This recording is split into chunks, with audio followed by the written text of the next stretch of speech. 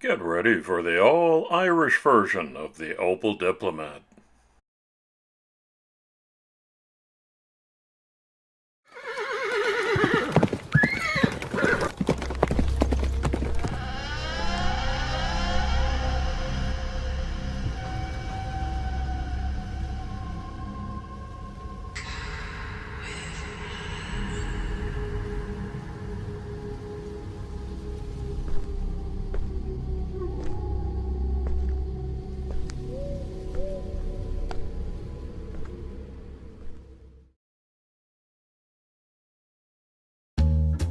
Hi everybody, and a warm welcome back to Maple Leaf Customs in Switzerland. I'm Andrew, and on the bench today is a little Matchbox Opel Diplomat.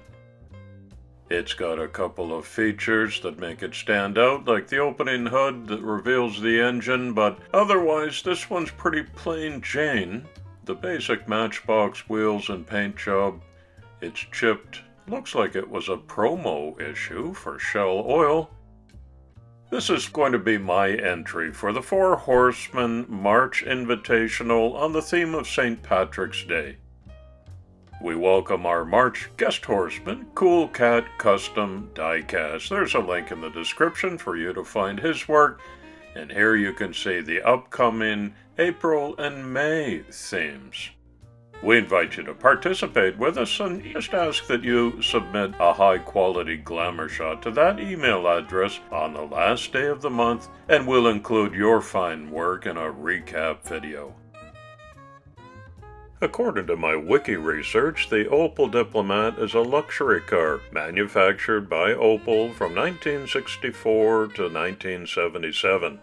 Opel's top-ranging models were traditionally the Admiral and Kapitän, introduced in 1938 and 1937, respectively. In 1964, these three models were joined in the so-called KAD, Kapitän Admiral Diplomat range. In most respects, the three were badge-engineered versions of the same vehicle. The Diplomat was available with a 2.6 or 2.8-liter inline six-cylinder gas engine, a deluxe Diplomat Coupe with a 4.6-liter V8 Chevy small block 327 teamed up with a two-speed Powerglide automatic transmission producing 190 horsepower, was also available from 1965 to 1967 in limited numbers.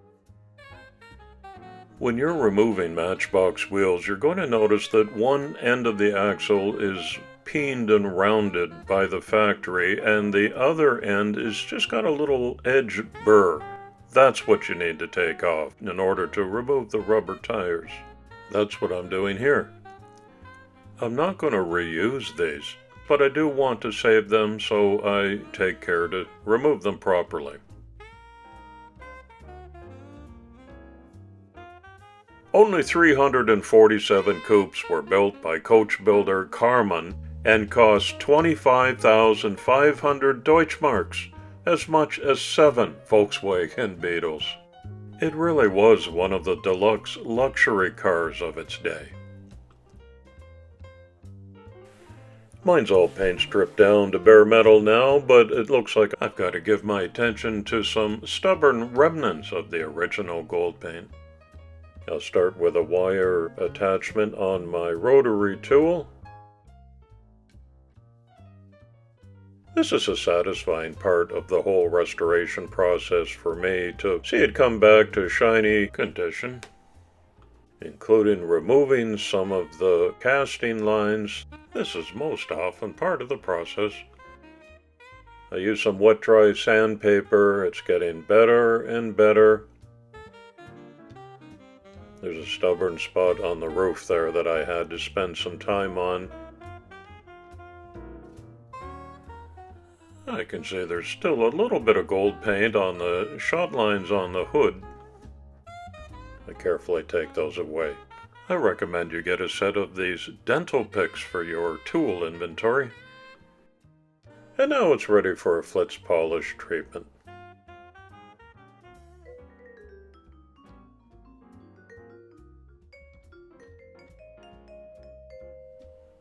I set my rotary tool with a buffing attachment on the slowest possible speed so as not to burn the product onto the body of the car.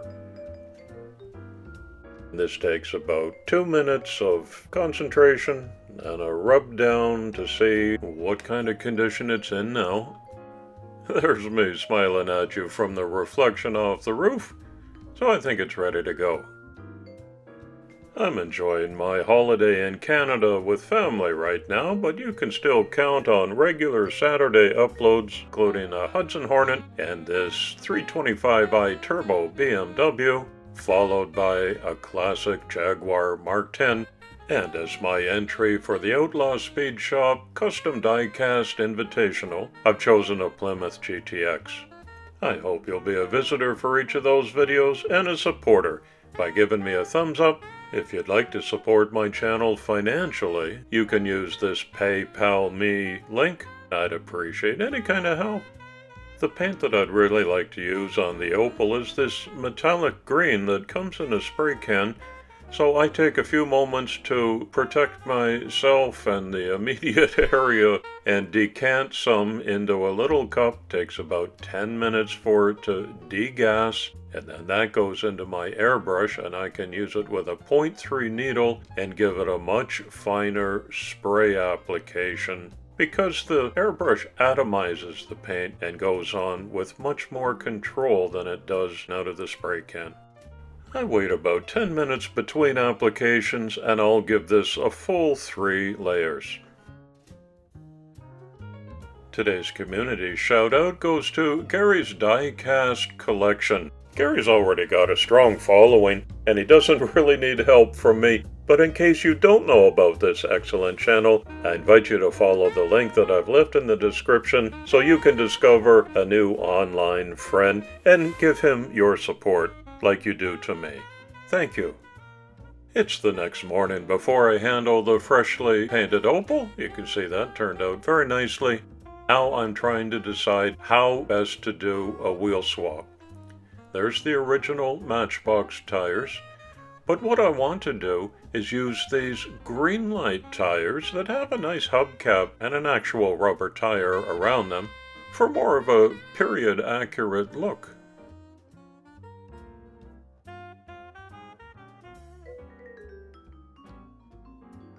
Now they're a little bit wider, so I'm going to have to cut into the metal base so these can recess just that little bit more that's necessary.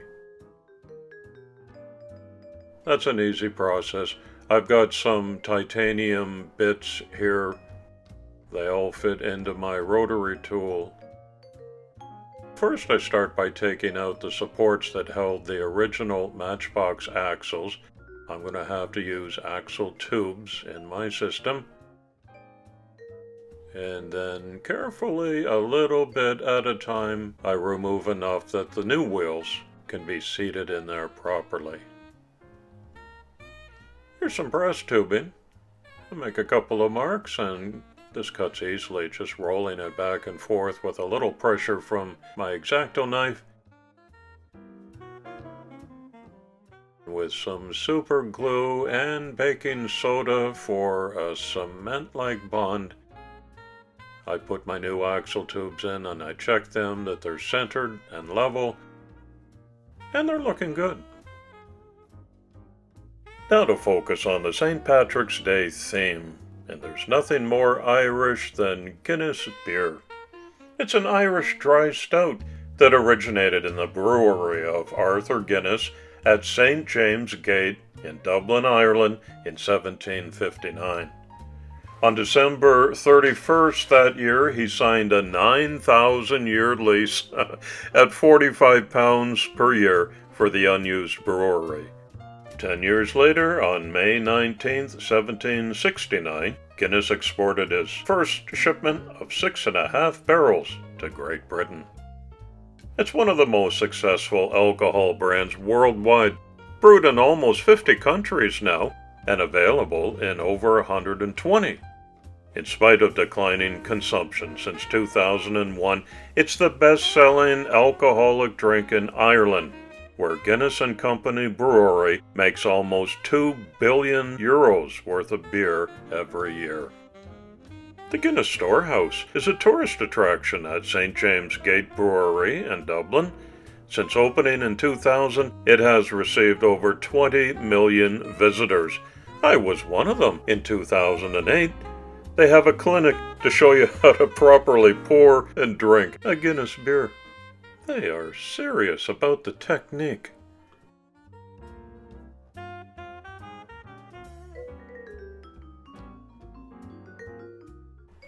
Right, it's time to put everything back together now. I've clear-coated the body a couple of times and left it overnight to cure properly. You can see the decal detail. Here's the refurbished glass, which is looking brand new. I resprayed the engine with chrome and simply cleaned up the interior. There's my properly fitted green light wheels on a repainted base with a channel logo. Things have to go back in a particular order and way now, starting with the engine, then the glass goes in, and the interior helps to hold both of those in place. There's a little tab in the front, then one screw to be fit into the back. I make sure all the opening parts are free, and they are. That was a pretty easy reassembly.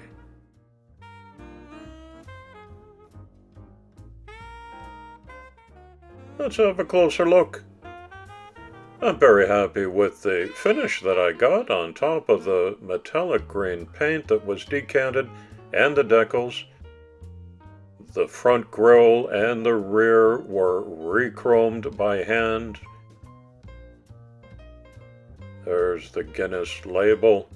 Kind of a luxury company car, I would think, for one of the VIPs. Let's take it for a little spin. Perfect. There it was, all chipped and cracked and faded with a Shell promo logo on the trunk.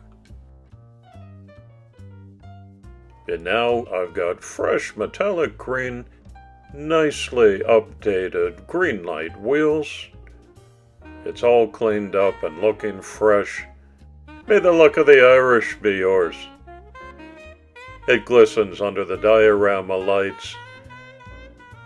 I took the time to make a custom display case with a blister pack that it goes into for a nice display and protection.